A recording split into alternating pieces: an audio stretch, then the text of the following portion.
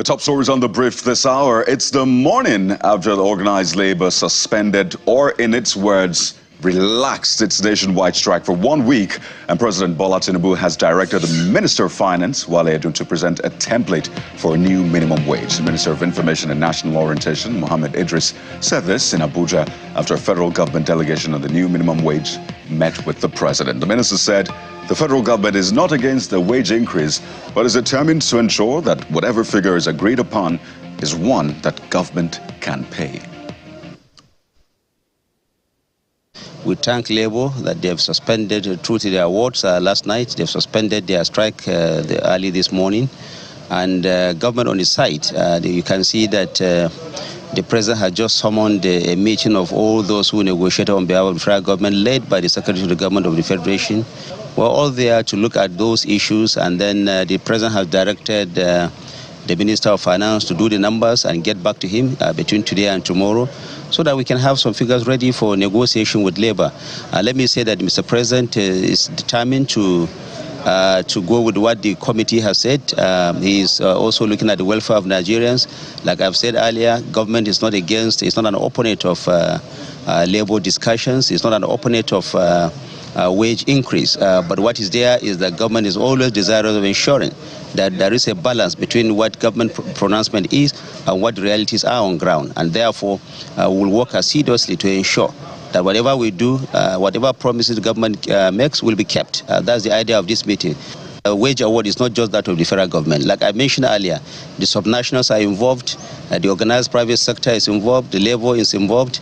It was Labour that staged a step out during those proceedings. Now that we have come back to the negotiating table, all of us will work together again assiduously within the next 1 week to ensure that we have a new wage for Nigeria that is acceptable, that is sustainable, that is also realistic for all Nigerians.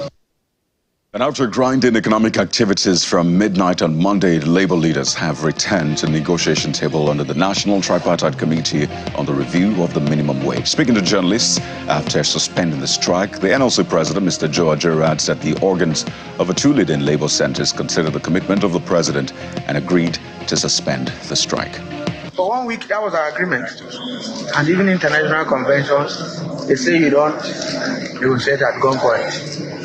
So whether they thought that they were negotiating at gunpoint or whatever. So we didn't suspend, we relaxed. When our statement comes out, and we relaxed our actions for 1 week. So that we can negotiate. Yesterday's meeting was kind of mediatory meeting. And then we're going back to the appropriate organ that discusses wages. So we've come back to status quo, ante alone. So the status quo was the 497 and the 60,000. So depending on good faith, we can move up and down to reach an agreement. But if not, another statement. Meanwhile, the National Tripartite Committee on the review of the minimum wage is confident of reaching an amicable resolution before the expiration of a 7-day ultimatum. The Minister of State for Labour and Employment, Mrs. Nkiruka Onyejiacha, stated this following the resumption of negotiations. The truth of the matter is that we will improve. And whether there's a figure in mind, you will know that at the end of the day. They walked out, and then we called them, pleaded that they come back to the negotiating table. We were expecting that everything would come to an end, and then we move forward. Because there are a lot of things to do. We've wasted too much time on this. We have a lot of things to do, and the mandate of the Ministry of Labour and Employment is to make sure that poverty is reduced and that we create jobs or create wealth. So why would we sit down and just be wasting our times when we know that time's waste for nobody? So I'm optimistic that we're going to come to conclusion of this, and so that we'll be able to move to the next level. And now to the National Assembly, where the Senate says it is worried over the shutdown of the national grid and disruption of flights as a result of the nationwide strike by organized labor. The President of the Senate, Senator Godswill Akpabio, and others indicated this during the commencement of plenary as he halted a further debate on the industrial action. Let us see what we can do in persuading both Labour and the federal government in looking at between 75 and 90,000 naira. And every party should stop at that, because if they postpone for 1 week and nothing is doing, look at pulling down national grid. Mr. President, is not an easy job. That national grid might take another 3-4 days to come up, because shutting down a national grid, starting it up, is a problem. We want to debate, we'll begin to question a lot of things. For instance, shutting down national grid could amount to economic sabotage. Stopping children from taking WAEC means that you have set those children back by 1 year. Stopping the hash is not only religious sacrilege, it's also unheard of. So there are so many things involved in what is going on. So my personal opinion will be that we thank them for agreeing to go back to the negotiation table. We urge the federal government to expedite action on negotiations in order to arrive at something that is acceptable, at least acceptable to both parties, or something that is reasonably acceptable to both parties. And then immediately thereafter, since the last minimum wage has expired, as an act of parliament, they should immediately send us an executive bill for us to commence work. Well, away from industrial actions, President Bola Tinubu has emphasized the need for the country to invest in infrastructural development, considering her growing population. The president made this assertion while commissioning the arterial road N20, which he named after Nobel laureate Professor Wole Soyinka in the nation's capital, Abuja. He says the commissioning is another testament to his government's development agenda to transform every part of the country. Your momentous and recommendation to name this road as Wole Soyinka Way is well received. The population of Nigeria is growing. The population of Abuja Capital Territory is growing. It is necessary to invest in infrastructure to sustain the growth and bring economic prosperity to our people. And now to Rivers State, where Governor Siminalayi Fubara is declaring that the worst is over in the political crisis that has confronted his government since he came into office a year ago. He says the state government is now working to deliver quality service and signature infrastructure projects in line with his administration's People First mantra. As a government, it is our duty to make sure that we support our own, more especially when you are contributing to peace and development of our state.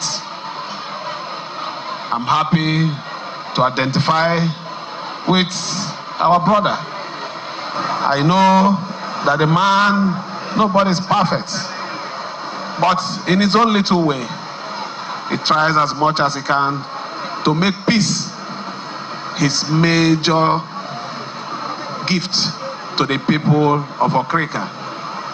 I know I don't need to be told how much he spends to make sure he makes people happy.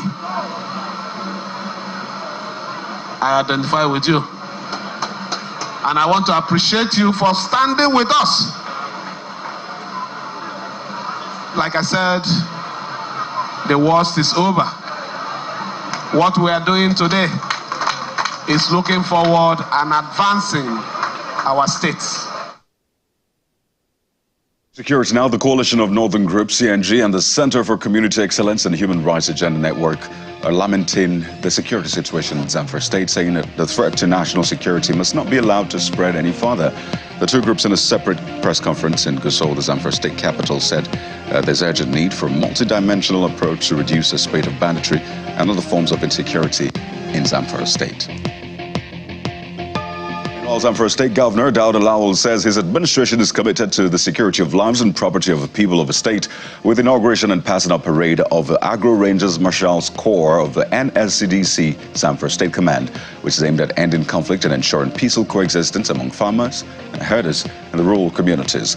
He commended the NSCDC for their initiative, and he said that this is coming at a crucial time and aligns with the commitment to embracing effective measures in the fight against insecurity. I'm delighted to witness this significant event of the passing out of the Agro Rangers of the Nigerian Security and Civil Defense Corps Zamfara State Command. This initiative comes at a crucial time and in line with our commitment to embracing effective measures in the fight against insecurity. An international response organization, Médecins Sans Frontières, MSF, is raising the alarm over worsening malnutrition crisis, especially among children in northern Nigeria. The country representative for MSF Nigeria, Dr. Simba Terima in Abuja, added that inpatient facilities in northern Nigeria recorded over 100% admissions, which he attributed to the malnutrition crisis and poor access to health care. Let's talk business now. The central bank says there are no plans to withdraw the license of some banks. According to a press statement by the bank's acting director of corporate communications, Haka Sidi Ali, the Nigerian financial system remains safe, sound, and resilient. He says banks have begun submitting implementation plans for the banking sector recapitalization program, which will lead to increased capital in the sector. And outside the country, Indian Prime Minister Narendra Modi is poised to keep power for a third term, even after voters dealt the Hindu nationalist a stunning setback by denying him an outright majority following an election dominated by high unemployment and inflation. The outcome unnerved investors, with stocks falling steeply as emerging results showed that Modi will, for the first time since sweeping to power in 2014, depend on at least three disparate regional parties whose political loyalties have wavered over the years. Well, let's talk sports now. The Super Eagles camp in Uyo keeps swelling by the day ahead of Friday's World Cup qualifier against South Africa, and that's as a result of the arrival of 5 more players: Shemi Ajayi, Calvin Bassey, Bright Asai Samuel, Frank Onyeka, and Paul Onuachu. Well, their arrival was earlier delayed by the Nigeria Labour Congress strike and the TUC strike as well. Only 3 players, Alex Iwobi, Ademola Lookman, and Maduka Okoye, are still being expected, which I understand. In fact, some of them are arriving already, and Super Eagles started preparation for the FIFA World Cup qualifiers on Sunday. After Friday's match against South Africa, they will be meeting Benin Republic on Monday. So those are your top stories at this hour, but let's take a look at what you are saying about those stories.